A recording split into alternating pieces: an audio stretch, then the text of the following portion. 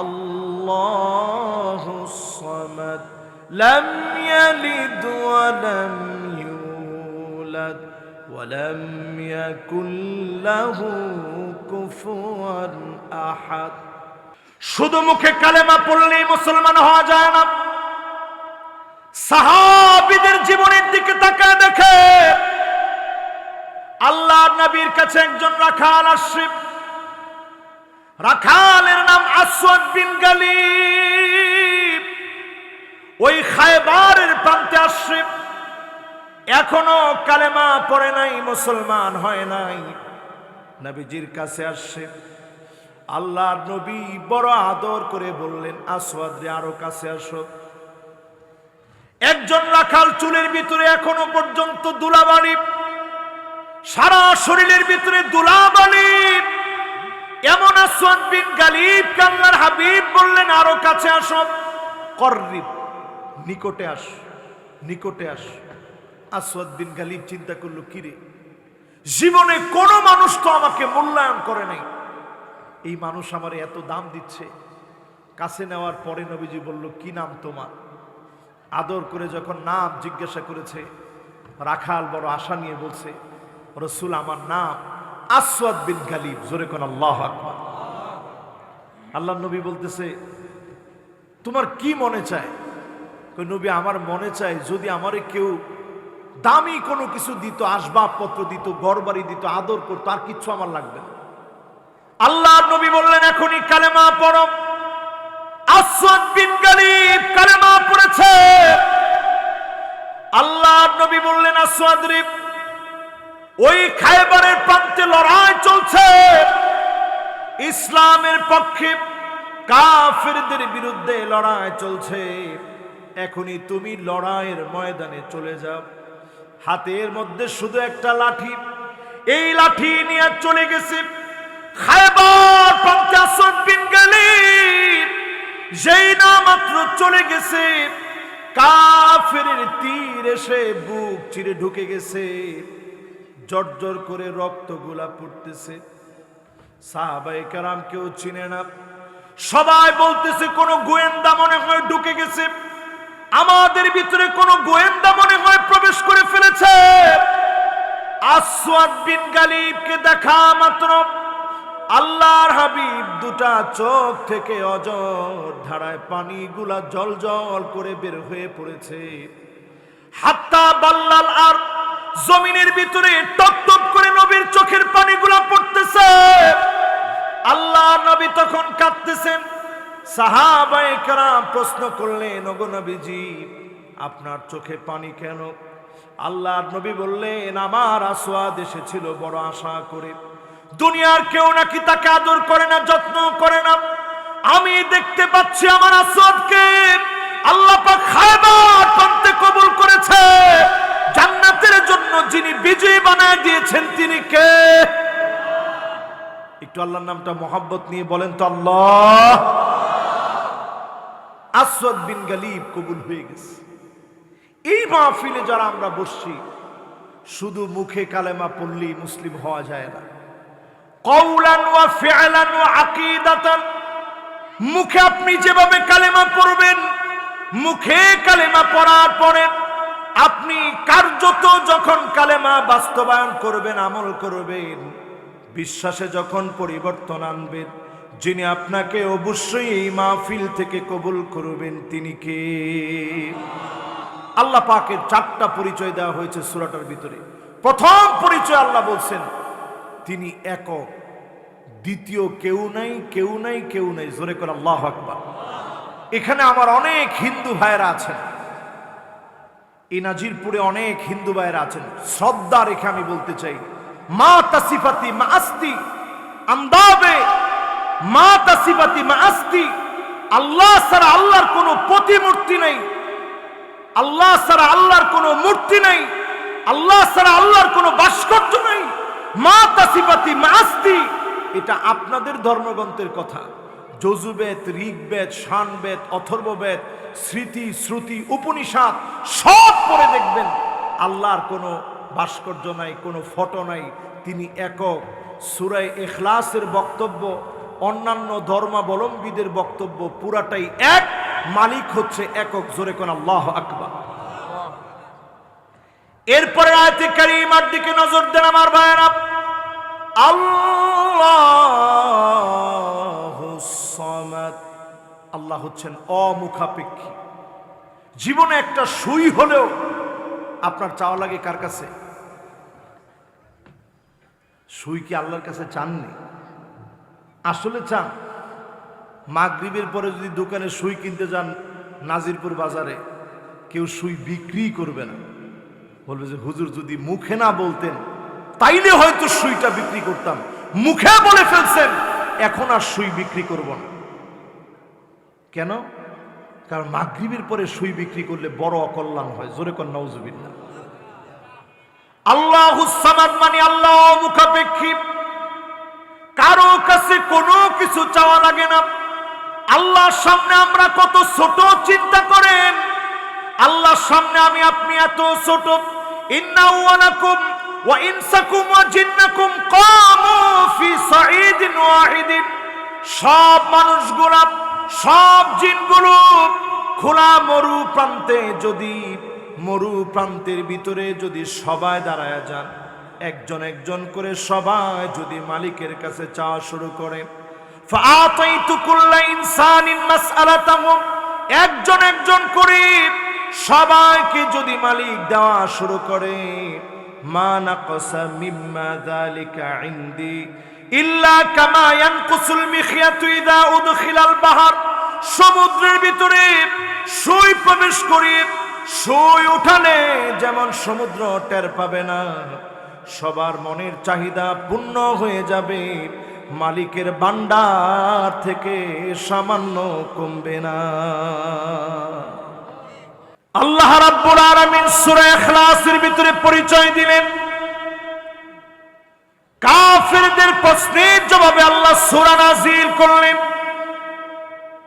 কাফেররা আল্লাহ পাকের পরিচয় জানতে চাইলেন, তৎক্ষণাৎ যিনি পরিচয় দিয়ে একটা সূরা নাযিল করে দিলেন তিনি কে? যেই সূরাটার দাম এত বেশি, একবার যদি আপনি তিলাওয়াত করেন শুরু থেকে নিয়ে শেষ পর্যন্ত, আপনি যদি একবার তেলাওয়াত করেন, কোরআনুল কারীমের 10 পারা তেলাওয়াত করলে যেমন সওয়াব হবে, সম পরিমাণ সওয়াব যিনি বান্দার আমলনামায় দিয়ে দিবেন তিনি কে? তার মানে হলো এই সূরাটা এত দামি, আল্লাহর পরিচয়ের সূরা। আল্লাহুস সামাদ, আল্লাহ অমুখাপেক্ষী, যার নিজের কোনো ক্ষুধা নেই, সব সৃষ্টিকে যিনি খাওয়ান, নিজে না খেয়ে সবাইকে খাওয়ান, নিজে না ঘুমায়া সবাইকে যিনি ঘুম পড়ান, সব সৃষ্টির উপরে যার কর্তৃত্ব, যিনি সারা সব মাখলুক তার কাছে কোনো না কোনো ভাবে সারা দিন কোনো না কোনো কিছু চাইতে থাকে, একমাত্র যিনি চাওয়া থেকে মুক্ত তিনি কে? এই রকম মালিক আমার আল্লাহ। সেই আল্লাহ রাব্বুল আলামিনকে যদি আপনি বুঝেন, আপনি এই কথা অকপটে বুঝবেন, যেই কোরআনুল কারীম আল্লাহ দিয়েছে, এই কোরআনুল কারীম হচ্ছে আল্লাহর বিধান, এই বিধান মতো যিনি রাষ্ট্র পরিচালনা করার দায়িত্ব দিয়েছেন তিনি কে? অমুখাপেক্ষী মালিককে যদি আপনি চিনেন, কোরআনুল কারীম অমুখাপেক্ষী মালিককে চিনিয়েছে। সূরাতুল ইখলাসের ভিতরে আল্লাহ রাব্বুল আলামিন নিজের পরিচয় দিয়েছেন। সেই পরিচয় যদি আপনি বুঝেন কত বড় মালিক তিনি, আল্লাহ রাব্বুল আলামিনের শুধু আরশে আজিমের সামনে 7 আকাশ আর 7 জমিন, এই বিশাল সৃষ্টি যদি রেখে দেওয়া হয়, এত ছোট হয়ে যাবে, কাহালকাতিন মুলকাতুন বিআরদি ফালাতিন। আল্লাহ পাকের সামনে 7 আকাশ আর 7 জমিন যদি পুরাটা মালিকের সামনে রেখে দেওয়া হয়, আমার হাতের ভিতরে ছোট্ট যে আংটি, এই আংটির মতো হয়ে যাবে, মুহূর্তের মধ্যে হারায় যাবে। এত বড় যে মালিকের আরশে আজিম, তিনি কে? এবার চিন্তা করেন মালিক কত বড়। আল্লাহ রাব্বুল আলামিন তো এত বড়। আল্লাহ পাকের সামনে মুবারক কুদরতি হাতের ভিতরে 7 আকাশ 7 জমিন যদি রেখে দেওয়া হয়, কা খরদালাতিন সাবা, 7টা সরিষার দানা আমার আপনার হাতের ভিতরে নিয়ে নাড়াচাড়া করলে যেমন হবে, আমার মালিকের কুদরতি ক্ষমতা এত বেশি। 7 আকাশ 7 জমিন আমার মালিকের সামনে 7টা সরিষার দানার চাইতে ছোট। জোরে কোন আল্লাহু আকবার। এবার আসেন আমার ভাইরা, আল্লাহ রাব্বুল আলামিন নিজের পরিচয় দিতে গিয়ে বলেন, লাম ইয়ালিদ ওয়া লাম ইউলাদ। তিনি কারো কাছ থেকে জন্মগ্রহণ করেন নাই, কাউকে তিনি জন্ম দেন নাই। এই পৃথিবীর আমরা সবাই জন্মগ্রহণ করেছি। এই পৃথিবীতে আমরা এসেছি, আসার যে পদ্ধতি আল্লাহ পাক আমাদেরকে পৃথিবীতে পাঠিয়েছে, আমরা পৃথিবীতে আসছি, আমাদের আসার যে পদ্ধতি, এই রকম জন্ম অধিকার এই পদ্ধতিতে আল্লাহ পাক পৃথিবীতে আসেনি। তিনি একক মালিক। যদি তিনি এই পৃথিবীতে আসতেন, সৃষ্টি হতেন, নাস্তিকদের প্রশ্ন মতে আল্লাহকে কে বানিয়েছে, যদি উনাকে বানানো হতো এটাও তো মাখলুক হতো, খালেক হতে পারতো না। ঠিক কিনা বলেন? এজন্য আল্লাহ খালেক। আমার ভাইয়ের, আল্লাহ কাউকে জন্ম দেন নাই। ইহুদিরা যেমনটা মনে করে উযাইরকে আল্লাহর বেটা বলে, খ্রিস্টানরা যেমনটা বলে ঈসা আলাইহিস সালামকে আল্লাহর বেটা বলে। আল্লাহ পাক পরিষ্কার ভাবে বুঝায় দিলেন, লাম ইয়ালিদ ওয়া লাম ইউলাদ। তিনি কারো কাছ থেকে জন্মগ্রহণ করেন নাই, কাউকে তিনি জন্ম দেন নাই। আজকের এই মাহফিলে এই কথাটুকুন যদি বুঝে যান, আল্লাহ পাক আপনাকে এই মাহফিল থেকে যদি বুঝটুকুন দিয়ে দেয়, ইহুদিদের কোন কর্মকাণ্ড আপনার আমার ঘরের ভিতরে আমরা কোনোদিন ঢুকাবো না। ঠিক কিনা বলে? আল্লাহর হাবিব হাদিসের ভিতরে ইরশাদ করেন, এই পৃথিবীতে এমন সময় আসবে, লা তাকুমুস সাআত, এই পৃথিবী তার আগে কোনোদিন ধ্বংস হবে না, এই পৃথিবী কোনোদিন তার আগে শেষ হবে না রে উম্মত। তখন শেষ হবে হাত্তা তুত্তাখাদাল মাসাজিদু তুরুকাব, মসজিদ থাকবে, মসজিদের সামনে দিয়ে মুসল্লি হেঁটে হেঁটে চলে যাবে। মুসলমানের সন্তান মসজিদে ঢুকে নামাজ পড়বে না, এমন মুসলমানের সংখ্যা এখন কম না বেশি? সবাই একটু আওয়াজ করে বলেন তো, কম না বেশি? এই এলাকায় যদি আপনি হিসাব করেন 100 জনের ভিতরে কয়জন নামাজ পড়ে? একজন কইছে 2 জন, 20 জন। তাও কিন্তু 80% লোক এখনো প্রকৃত পক্ষের মুসলমান হতে পারে না। যার নামাজই নাই ওটা কেমন মুসলমান? ঠিক বলছে একজন। আপনারা সবাই বলেন আমি কি ভুল কথা বলছি এটা? এরপরে আল্লাহর হাবিব বলেন, লা তাকুমুস সাআতু, ততক্ষণ পর্যন্ত এই পৃথিবী শেষ হবে না, ধ্বংস হয়ে যাবে না, হাত্তা ইয়াবুদাল্লাত ওয়াল উজ্জা, মুসলমানের ছেলে মূর্তির সামনে গিয়ে মাথা নত করবে, পূজা করা শুরু করবে। এখনো তাকায় দেখেন আমার হিন্দু ভাইরা, তারা তাদের মন্দিরে গিয়ে পূজা করে করুক, আপনি মুসলমানের সন্তান মূর্তির সামনে যান, মাথা নত করেন, এর চাইতে লজ্জাজনক আর ঘটনা হতে পারে না। ঠিক কিনা বলে? এরকম মুসলমান একেবারে নাই। সবাই বলেন। 3 নম্বর হাদিস শুনেন আমার ভাইরা, লা তাকুমুস সাআতু, এই পৃথিবীতে ততদিন পর্যন্ত এই পৃথিবীটা ধ্বংস হবে না হাত্তা ইয়াতাবাহান নাসু বিল মাসাজিদ, মসজিদে মসজিদে লড়াই হবে, এমন লড়াই লেগে যাবে পদ পদবী নিয়ে সভাপতি কে হবে, সেক্রেটারি কে হবে, এই পদ পদবী নিয়ে মারামারি কাটাকাটি হানাহানি শুরু হবে। এখনকার সময়ে সারা বাংলাদেশে হলেও পিরোজপুরের মাটিতে একেবারে হয় না। কি কোন হয়? কত পার্সেন্ট মসজিদে চলে এগুলা? 60, একজনে কয় 60, একজনে কয় 80। তার মানে বুঝেন, তার মানে বোঝা যায় ঘরে ঘরে এরকম ফিতনা চলবে, ঠিক কিনা বলেন?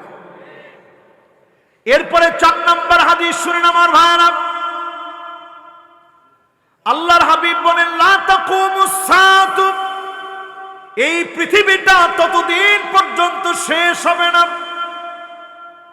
তখন শেষ হয়ে যাবে হাত্তা ইয়াসুদা কুল্লু কাবিলাতিন মুনাফিকুহা, এলাকা এলাকায় রন্ধ্রে রন্ধ্রে মুনাফিকের নেতৃত্ব চলবে, মুনাফিকগুলো এলাকা এলাকায় নেতা হয়ে যাবে, ঠিক কিনা বলে? এখন কি চলে? কি মনে হয় চলে? না, 100-তে 100 না, 100-তে 100 যখন হবে তখন কিয়ামত হয়ে যাবে। কয় নাম্বার হাদিস শুনাইলাম? 4 নাম্বার। এবার 5 নাম্বার হাদিস মিলায় দেখেন, ইহুদিদেরকে কিভাবে ফলো করতেছেন একটু মিলায় দেখেন।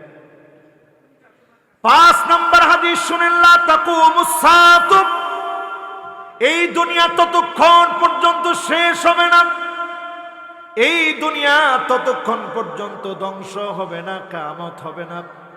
ইয়াতাসাফাতু ফিত তারিক তাসাফুদাল হাবিব, আপনি আমি দেখব নিজ চোখে, আল্লাহর হাবিব বলে গেছেন রাস্তায় রাস্তায় মানুষ নির্লজ্জ হয়ে যাবে, বেহায়া হয়ে যাবে, শরম সমাজ থেকে উঠে যাবে, পশুর মতো যৌন সম্ভোগ করবে। এখন কি মনে হয় আপনাদের, এটা কি আসছে?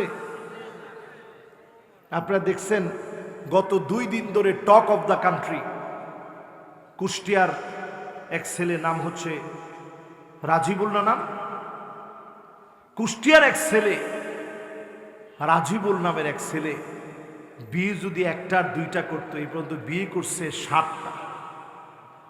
কয়টা? অথচ আপনি যদি ইসলামকে প্রশ্ন করেন এ ব্যাপারে ফতোয়া কি, ইসলামকে যদি আপনি প্রশ্ন করেন ফতোয়া কি, নবী করিম সাল্লাল্লাহু আলাইহি সাল্লামের কাছে একজন সাহাবী আসছে, তখনও কালেমা পড়ে নাই। ওনার নাম ছিল গাইলান বিন সালামাহ আস-সাকাফি। বলেন কি নাম? গাইলান, বলেন গাইলান বিন সালামাহ আস-সাকাফি। এই সাহাবী নবীজির কাছে আসার পরে বলছে, নবী আমার তো 10টা স্ত্রী। কয়টা স্ত্রী? এই 10টা স্ত্রী থেকে নবী আমি 10 জনকে নিয়ে ইসলাম গ্রহণ করছি, এখন আমি কি করতে পারি? আল্লাহর হাবিব বলছে আইয়াতা খায়্যারা আরবাআন মিনহুন্না, এই 10 স্ত্রী থেকে 4 জনকে তুমি গ্রহণ করো, বাকিদেরকে বাদ দিয়ে দাও। নবী সাল্লাল্লাহু আলাইহি সাল্লামের সামনে সাহাবী 4 জনকে গ্রহণ করলেন। কুষ্টিয়ার যে যুবক একসঙ্গে 7 স্ত্রীকে রাখতেছে, 4 জন স্ত্রী বৈধ, বাকি 3 জন অবৈধ। এই রাষ্ট্রের আইন অনুযায়ী ওইটা অবৈধ, ইসলাম শরিয়া মোতাবেক অবৈধ। ওই ঘরগুলোতে যত সন্তান হবে, এখন তো তার কোনটা বৈধ কোনটা অবৈধ এটা নাই, তার যে সন্তানগুলা হবে ওই সন্তানগুলা যার সন্তান হবে, কাজী কুষ্টিয়ার আলেমদের দায়িত্ব প্রতিবাদ করে তুলে তাকে বোঝানো, প্রথমে বুঝায়া তাকে এই বিষয় থেকে ফিরে আনা। এখনকার সময়ে দেখবেন কোন একটা নিউজ যখন হয়, সারা প্রত্যেকটা টেলিভিশনে নিউজ করতে থাকে। আজকে আমি নিজেই দেখলাম প্রত্যেকটা নিউজ এটা কভারেজ দিচ্ছে, সবাই এটা নিউজ করতেছে। এই যে নিউজটা করা হচ্ছে এখন, অনেকে তো আগ্রহী হয়ে যাবে যে আমিও তার মতো এরকম ফেমাস হয়ে যাই, 7টা বিয়ে করি, 9টা বিয়ে করি, 10টা বিয়ে করি, 20টা বিয়ে করি। অন্যান্য দেশের মতো যাদের মধ্যে কোনো দিন ধর্ম নাই, যারা কুকুরের মতো হাইওয়ানের মতো জীবন যাপন করে, লিপ্তকে দাঁড় করে জীবন কাটায় দেয়, আজকে আমার দেশে তাকায় দেখেন এমনও যুবক যুবতী 3 বছর সংসার করে ফেলছে। এখন জিজ্ঞাসা করছে তোমাদের মধ্যে সম্পর্ক কি? কয় না কিছু না, এমনি ছিলাম আর কি। আল্লাহ নবী বলে গেলেন রাস্তায় রাস্তায় মানুষ নির্লজ্জ বেহাপনা ছড়ায় দেবে, আমি যেন তাকায় দেখি। এই সময়টা চোখের সামনে চলে এসেছে, এই সময়টা চোখের সামনে ভাসতেছে। আজকের এই মাহফিল থেকে সজাগ হন মুসলমান। আপনি যদি বিবাহ করতে চান, আপনি বিবাহ করবেন, হক গুলা আদায় করবেন, স্ত্রীদের হক গুলা আপনি বুঝবেন, আদায় করবেন। কিন্তু শরীয়তের গণ্ডির বাহিরে গিয়ে বৈধ বিষয়কে যদি আপনি শরীয়তের গণ্ডির বাহিরে গিয়ে যদি 5টা 6টা 7টা বিয়ে করেন, সব সন্তানগুলা, এরপরে যে সন্তানগুলো আসবে এগুলা যার সন্তান হবে, এই সমাজে আযাব আসার কারণ হবে। ঠিক কিনা বলেন আমার ভাইয়েরা? এই যে সময়টাতে আমরা এখন বসবাস করতেছি, এমন একটা নিউজও আমি আমার চোখে দেখছি। চাঁদপুরের কোন একটা গ্রামের বাড়ির ভিতরে ফ্রিজের ভিতরে পর্যন্ত আগুন জ্বলতেছে। আপনারা দেখছেন এটা? এখন যদি আপনার এলাকায় শুরু হয়, আপনি কি বলবেন যে হুজুর কেমনে সম্ভব, ফ্রিজের ভিতরে কেমনে আগুন ধরে? সেখানে বিদ্যুৎ এক্সপার্টকে ডেকে এনে জিজ্ঞাসা করছে, ওই এলাকার বিদ্যুতের যিনি দায়িত্বে আছেন তিনি পর্যন্ত এসে বলছেন যে কোথাও কোনো সমস্যা আছে কিনা এটা আমরা একেবারে ঘেটে ঘুটে দেখি কোনো সমস্যা আমরা খুঁজে পাইনি। এলাকাবাসীকে জিজ্ঞাসা করা হয়েছে, বলছে হুজুর আমরা নিজের চোখে দেখছি শোকেসের ভিতরে, কাচের ভিতরে আগুন জ্বলতেছে। আপনি কি বলবেন এই আগুনের ব্যাখ্যা? আল্লাহ নবী 1445 বছর আগে বলে গেছেন, ফালইয়ারতাকিবু ইনদা যালিকা রিহান হামরা। এমন সময় আসবে বাতাসের সঙ্গে আগুন ঘুরে বেড়াবে, বাতাসের সঙ্গে আগুন চলবে, বাতাসের সঙ্গে সঙ্গে আগুন চলবে, কোনো কিছু আপনি দেখবেন না, অদৃশ্য আগুন আসবে। লোকেরা বলছে কোনো কিছুই দেখি নাই, অদৃশ্য কোত্থেকে যেন আগুন আসছে। হঠাৎ করে বালিশের নিচ থেকে আগুন শুরু হয়ে গেছে, খাটের নিচ থেকে আগুন শুরু হয়ে গেছে, ফ্রিজের ভিতর থেকে আগুন শুরু হয়ে গেছে, শোকেসের ভিতর থেকে আগুন শুরু হয়ে গেছে। ফালইয়ারতাকিবু ইনদা যালিকা রিহান হামরা। বাতাসের ভিতরে আগুন শুরু হবে। এই আযাবগুলো আল্লাহ দেন জমিনের ভিতরে। মানুষ যখন জুলুম করা শুরু করে, অন্যায় করা শুরু করে, মানুষের হক নষ্ট করে, ওই এলাকার লোকদেরকে বলবো আপনারা খুঁজে দেখেন, কারো হক যদি নষ্ট করে থাকেন, অন্যায় যদি করে থাকেন, আল্লাহর কাছে সবাই মিলে তওবা করেন, প্রতিনিয়ত নামাজ পড়েন, ঘরগুলাকে পবিত্র রাখেন, ছবিগুলা সরায়া দেন। আপনার আমার ঘরগুলাকে ইনশাআল্লাহ যিনি নিরাপদ বানায় দিবেন তিনি কে? আরেকটা কারণে এটা হতে পারে, সেটা হচ্ছে ব্ল্যাক ম্যাজিক। এখন কালো জাদু এত পরিমাণে বেড়ে গেছে, নিজের আত্মীয় স্বজন আপনার বিরুদ্ধে কালো জাদু করেছে, সেটার প্রভাবে নানা ধরনের ক্ষয়ক্ষতি হতে পারে। কিয়ামতের আগে এরকম দৃশ্যগুলা প্রতিনিয়ত মানুষ বেশি দেখবে। এখন মানুষ অন্যায় করতে একটাবার চিন্তা করে না, কারণ মানুষ মালিককে ভুলে গেছে। ঠিক কিনা বলেন? এই জন্য বলবো, আগেই বললেন না কিছু দেখলেই, যেমন এই ভিডিওটা দেখার পরে সবাই লিখতেছে এটা হচ্ছে দেও দানব, মানে যেই দানব আগুন জ্বালায় দেয়। কোন দানব আগুন জ্বালায় না, আগুন জ্বালায় কে? জিনেরা তো নিজেই আল্লাহ তাআলা তাদেরকে আগুন থেকে তৈরি করেছে। জিনেরা তো আগুন, তো জিনদেরকে আপনি বললেন যে জিনেরা এই কাজ করতেছে। না ভাই, এটা আল্লাহ রাব্বুল আলামিন পরীক্ষা নিচ্ছেন। এটার একমাত্র বের হওয়ার রাস্তা কোরআনুল কারীমের তেলাওয়াত নিজেরা করেন, সূরা বাকারা ছেড়ে রাখেন, জোরে জোরে সূরা বাকারার আওয়াজ ছেড়ে রাখেন, প্রতিদিন আমল করেন, সূরা ইখলাস পড়েন। এলাকার লোকদেরকে বলবো সূরা ইখলাস, সূরা ফালাক, সূরা নাস নিজের সঙ্গী বানায় নেন, আয়াতুল কুরসি সঙ্গী বানায় নেন। যিনি আমাদেরকে হেফাজত করবেন তিনি কে? আল্লাহর হাবিব বললেন লা তাকুমুস সাআতু, ততক্ষণ এই পৃথিবীতে কিয়ামত হবে না হাত্তা ইয়াক্তাতিলা ফিয়াতান দাওয়াহুমা ওয়াহিদা, একই দলের ভিতরে, একই দলের নেতা কর্মীর ভিতরে শুধুমাত্র পদ পদবীর জন্য মারামারি কাটাকাটি হবে, একজন আরেকজনকে মারবে, কাটবে, হত্যা পর্যন্ত করে ফেলবে। ঠিক কিনা বলে? এখনকার সময়ে সারা বাংলাদেশে এগুলা থাকলেও আপনাদের এই পিরোজপুরে নাই। আসেনি ভাই?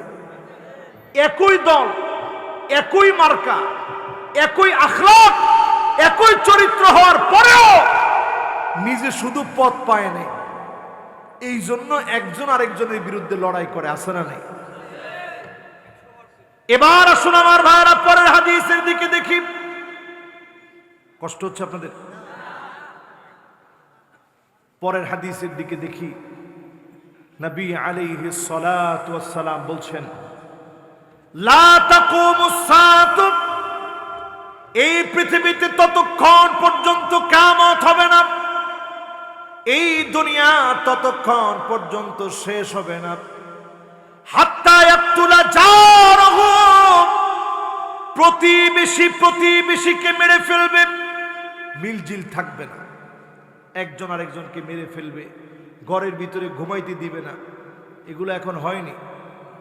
সবাই বলেন হয়নি? এরকম সময় আসবে প্রতিবেশী প্রতিবেশীকে ঘুমাইতে দেয় না, প্রতিবেশী প্রতিবেশীকে থাকতে দেয় না, প্রতিবেশী প্রতিবেশীর প্রতি অমানবিক আচরণ করবে। এই পুরাপুরি এখন আমার চোখের সামনে দৃশ্য ভাসতেছে। ঠিক কিনা বলেন? এরপরে আল্লাহর হাবিব বলেন শোনো, আখাহু, ভাই ভাইকে শহীদ করে ফেলবে, আপন ভাই ভাইকে মেরে ফেলবে, আপন ভাই ভাইকে হত্যা করে ফেলবে, আপন ভাইয়ের হাতে ভাই মারা যাবে। এরপরে আল্লাহর হাবিব বলেন আবাহু, বাপকে পর্যন্ত শহীদ করে ফেলবে, মাকে পর্যন্ত শহীদ করে ফেলবে।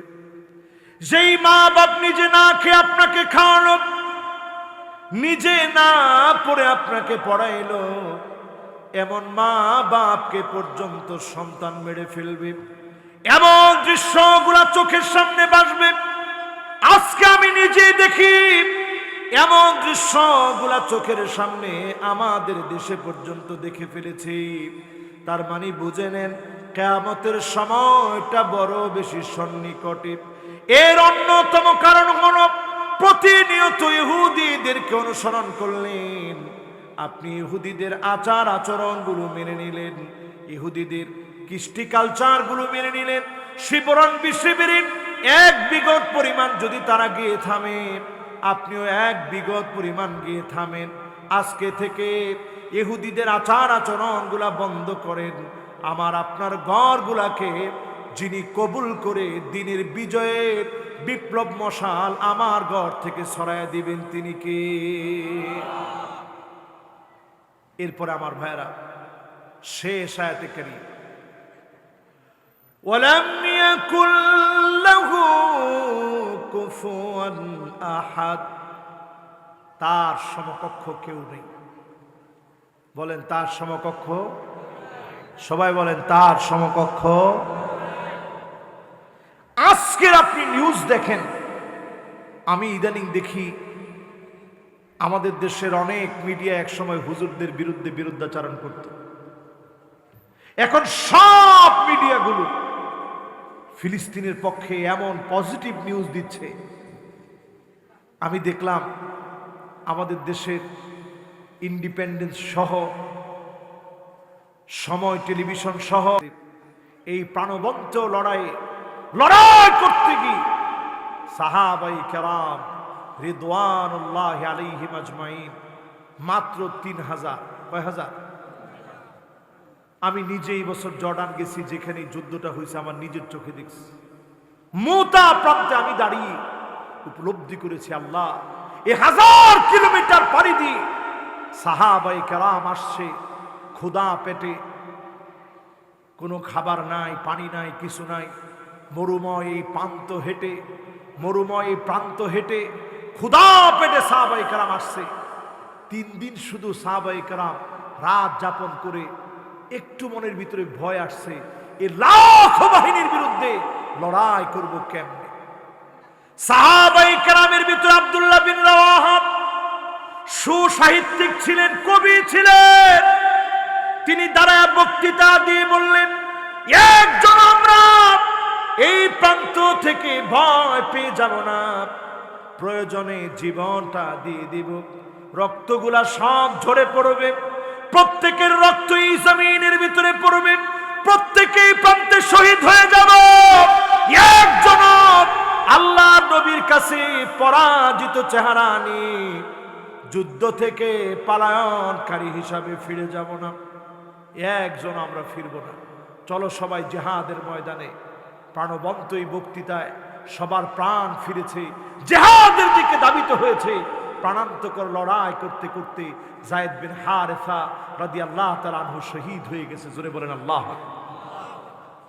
জাফর বিন আবি তালেব ঝান্ডা হাতে তুলে নিয়েছে, লড়াই করতেছেন, কাফেরের তীর এসে লেগেছে, হাতের ভিতরে তীর বেঁধেছে, হাত যখন অবশ হয়ে গেছে, আরেকটা হাতের ভিতরে কালেমার ঝান্ডা উঠা নিয়েছে। আল্লাহর হাবিবের সাহাবী আরেকটা হাতের ভিতরে ঝান্ডা উঠায় নিয়েছে। এই হাতের ভিতরে যখন তীর লেগেছে, দাঁত দিয়ে চেপে ধরেছে, কালেমার ঝান্ডা দাঁত দিয়ে চেপে ধরে রেখেছে। কালেমার ঝান্ডা যখন দাঁত দিয়ে চেপে ধরে রেখেছে, জাফর বিন আবি তালেব বুকের ভিতরে যখন তীর লেগেছে, জমিনের ভিতরে লুটিয়ে পড়েছে, কালেমার পতাকা ছাড়ে নাই। আব্দুল্লাহ বিন রাওয়াহা পতাকা হাতের ভিতরে উঠায় নিয়েছে, জিহাদ শুরু করেছে, তিনিও শহীদ হয়ে গেছেন। আল্লাহর নবী, বিশ্ব নবীর সাহাবী খালিদ বিন ওয়ালিদ দাঁড়িয়ে গেলেন ওই জিহাদের প্রান্তে। 9টা তরবারি মারতে মারতে ভেঙে ফেলেছে। ছোট একটা তরবারি নিয়ে প্রাণান্তকর লড়াই করেছে। ইয়ামানি একটা ছুরি দিয়ে কাফেরদেরকে কচু কাটা করেছে। এই জমিনে মুসলিম বীরদের ভিতরে স্মরণীয় হয়ে আছে 12 জন এই প্রান্তে শহীদ হয়েছে। এই প্রান্তে যিনি কালেমার পতাকাকে বিজয়ী বানায় দিয়েছেন তিনি কে? ও আমার ভাইরা, যারা আজকের এই মাহফিলে বসছেন, এই মাহফিলে যারা আসছেন, আপনাদের সবাইকে অনেক অনেক শুকরিয়া এই জন্যে আপনারা এই মাহফিলে শেষ পর্যন্ত যতটুকু এই পর্যন্ত শুনলেন, এই শোনার মধ্য থেকে একটু যেন ইমানি স্পিরিট আল্লাহ তাআলা যেন বাড়িয়ে দেয়। কেন যেন আজকের মাহফিলে আমার কাছে কিছু ঘাটতি মনে হল। এটা যে মাহফিলে হয়, ওই মাহফিলে আমি আলোচনা করে শান্তি পাই না। শান্তি এটা একটা ভিন্ন জিনিস। এই জন্য আমি আজকে শুরু করছিলাম ইখলাস নিয়ে, কথা বলতে চাইছিলাম ইখলাস নিয়ে, কিন্তু কেন যেন এদিকের আওয়াজ সেদিকের আওয়াজ, হ্যান ত্যান হাবিজাবি, এগুলোর কারণে আমি আমার দিল থেকে কথাগুলা শোনাইতে পারলাম না। যদ্দূর শোনাইলাম, এতে বোঝা যায় এই দ্বীনের জন্য যদি প্রয়োজন হয় জীবনটা দেওয়া লাগবে। ঠিক কিনা বলেন? আমার অনেক মা বোন আসছেন, ওয়াজ সব পুরুষের জন্য যেগুলো মহিলাদের জন্য একই ওয়াজ। তারপরে আমার মা বোন আসছেন, কিয়ামতের আগে মা বোনদের ভিতরে কিয়ামতের আগে এমন কিছু বিষয় ঢুকে যাবে, দাজ্জালের ফিতনা ঢুকে যাবে। একটু ঘরে ঘরে হিসাব মিলায় দেখেন, নতুন করে একটা প্ল্যান করা হচ্ছে, ট্রান্সজেন্ডার। ট্রান্সজেন্ডার বুঝেন? ছেলে না বাবা, তৃতীয় লিঙ্গ না। দেখছেন উনারে মোটামুটি পড়ায় ফেলছে যে ট্রান্সজেন্ডার মানে তৃতীয় লিঙ্গ। ট্রান্সজেন্ডার মানে জেন্ডার পরিবর্তন, আর তৃতীয় লিঙ্গ হচ্ছে থার্ড জেন্ডার। বলেন তৃতীয় লিঙ্গ কি? আজকে আমি দেখলাম ওই যে একজন মহিলা যিনি চেয়ারম্যান হয়েছেন হিজলা, থার্ড জেন্ডার, তিনি খুব সুন্দর কেঁদে কেঁদে বলতেছেন, আহারে আমার আব্বা যদি আমার আজকের দিনটা দেখে যেত। সবাই যখন এলাকা থেকে দূর দূর করে তাড়িয়ে দিছে, আমার আব্বা বলছে এটা তো আমারই সন্তান, তারে আমি ফেলে দিব কিভাবে? আপনার একটা সন্তান যদি এরকম হিজলা হয়, আপনি তারে ফেলে দিতে পারবেন না। হাদিসের ব্যাখ্যা গ্রন্থে হিজলা হওয়ার কিছু কারণ বলা হয়েছে। এর মধ্যে 1 নাম্বার কারণ হচ্ছে সহবাসের সময় দোয়া না পড়া। এখন আমি যদি এই মাহফিলে প্রশ্ন করি, সহবাসের দোয়া প্রাপ্তবয়স্ক বিবাহিত যারা জানেন,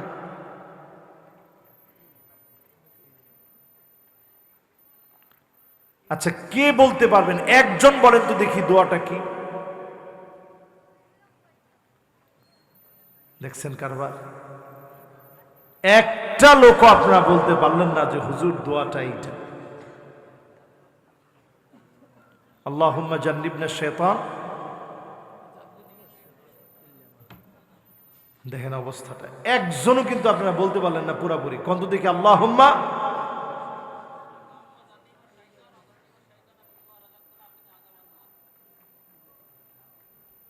উনি পুরাপুরি পেরে ফেলছিল, আল্লাহুম্মা জান্নিবনা শাইতান ওয়া জান্নিবিশ শাইতানা মিম্মা রাযাকতানা।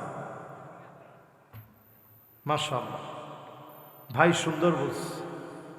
এই দোয়াটা যারা পড়ে না, শয়তান সহবাসের সময় মানুষের পুরুষাঙ্গের মধ্যে লেপ্টে যায়।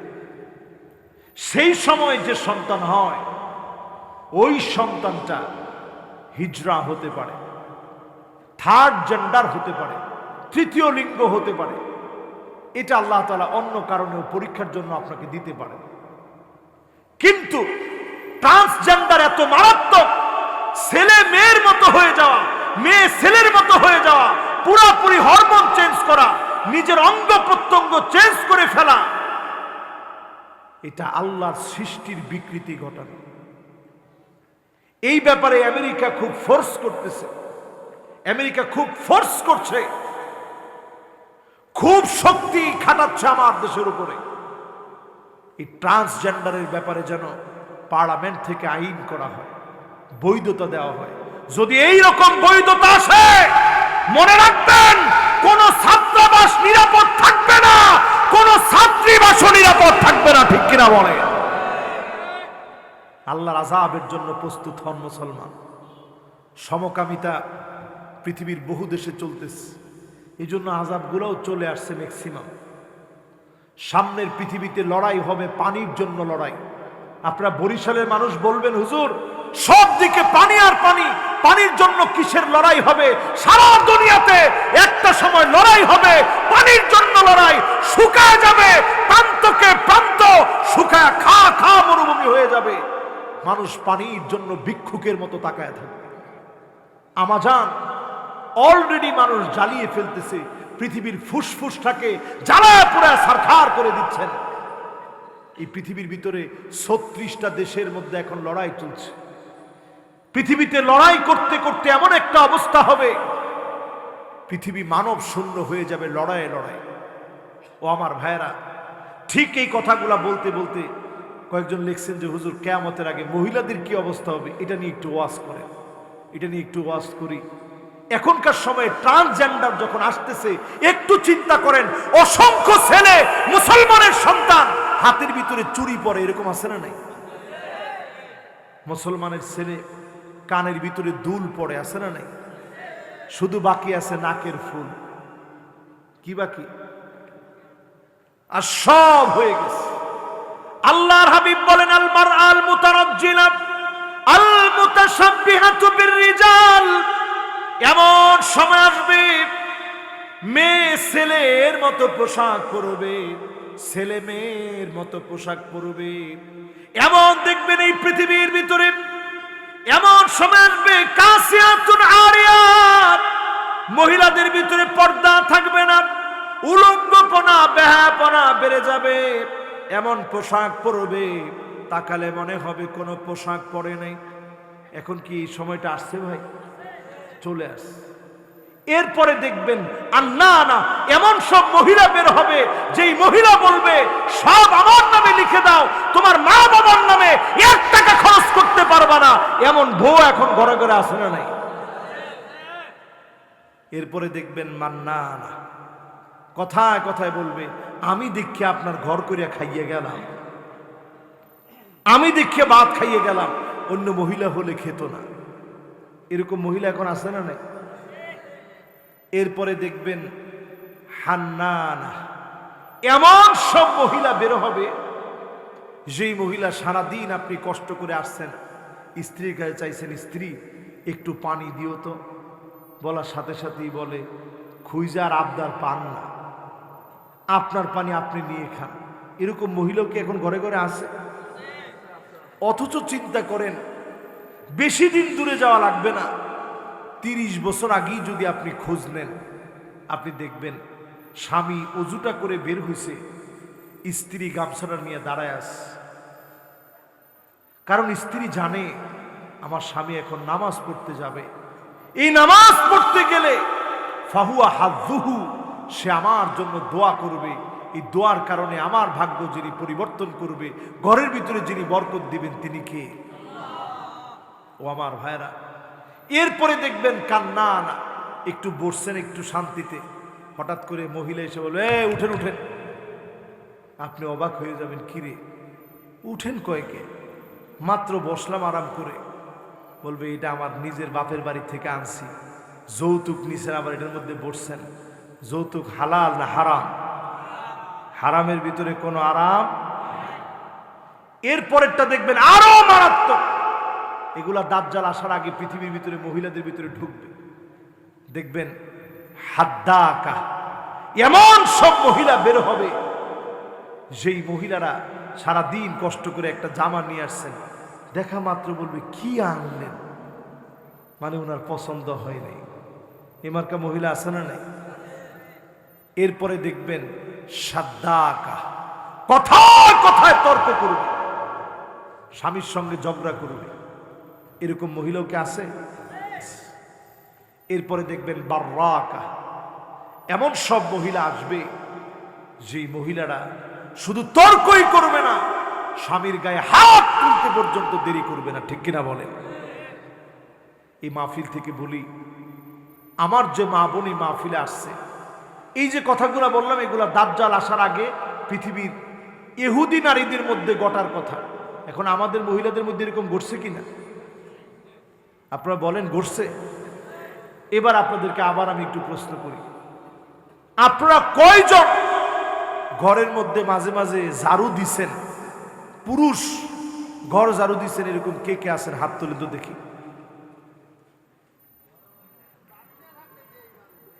দেখছেন সবাই লজ্জা পাচ্ছে, হুজুর এইরকম একটা কাজে আমাদেরকে হাত তুলতে বলেন, অথচ এই কাজটা পেয়ারা হাবিব মোহাম্মদ রাসূলুল্লাহ সাল্লাল্লাহু আলাইহি সাল্লাম রেগুলার করতেন। জোরে কোন আল্লাহু আকবার।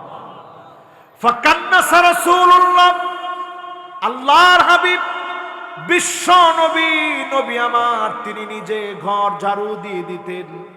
আজকে আমি আপনি যদি নিজের ঘর ঝাড়ু দেই, নবীজির সুন্নাহ জিন্দা হবে। আমার আপনার ঘরগুলাকে যিনি শান্তিময় বানায় দিবেন তিনি কে?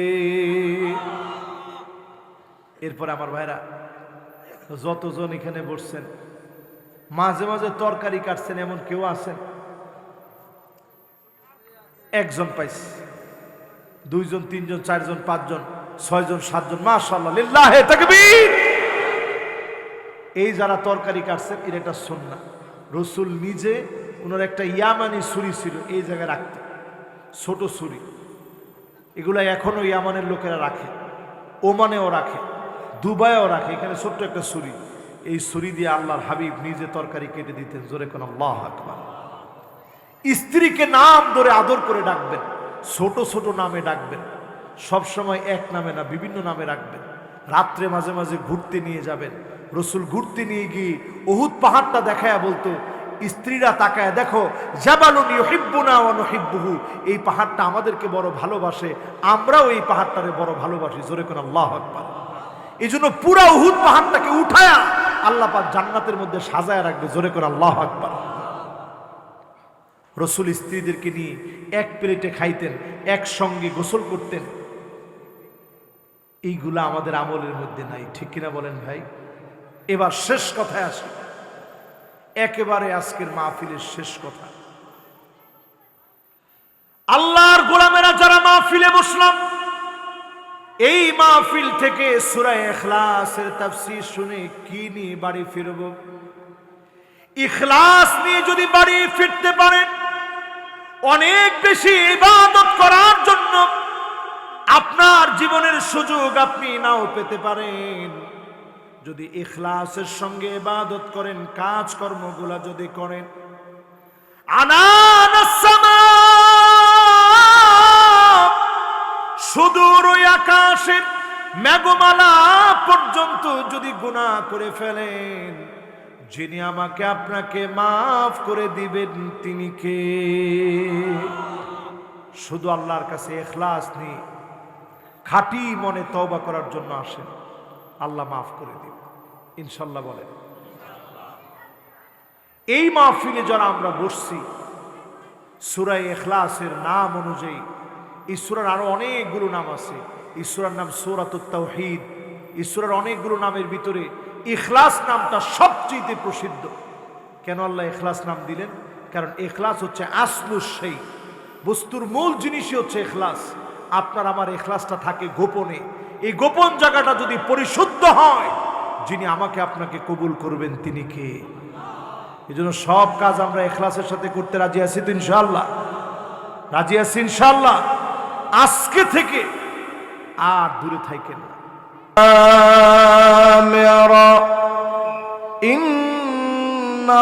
ইন্নাল্লাহা ওয়া মালাইকাতাহু ইউসাল্লুনা আলান নবী ইয়া আইয়ুহাল্লাযীনা আমানু সাল্লু আলাইহি ওয়া সাল্লিমু তাসলিমা।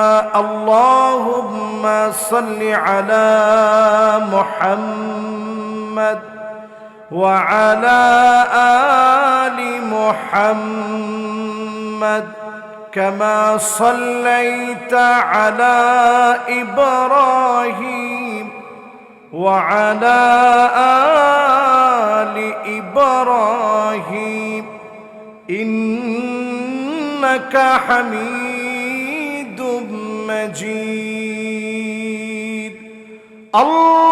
আল্লাহুম্মা বারিক আলা মুহাম্মাদ ওয়া আলা আলি মুহাম্মাদ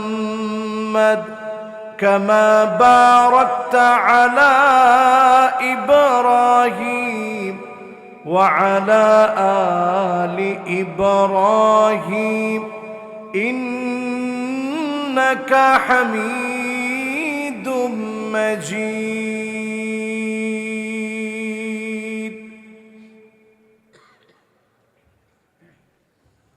আজকের এই মোবারক মাহফিল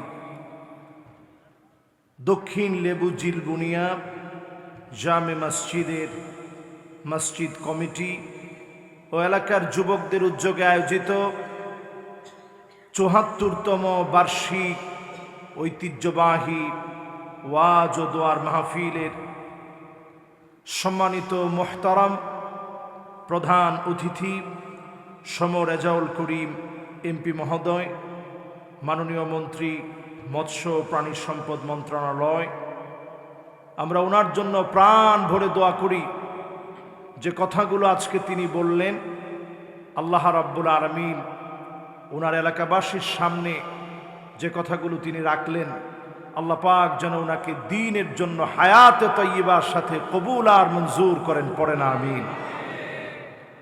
চ্যানেলটি সাবস্ক্রাইব করে আমাদের সঙ্গেই থাকুন।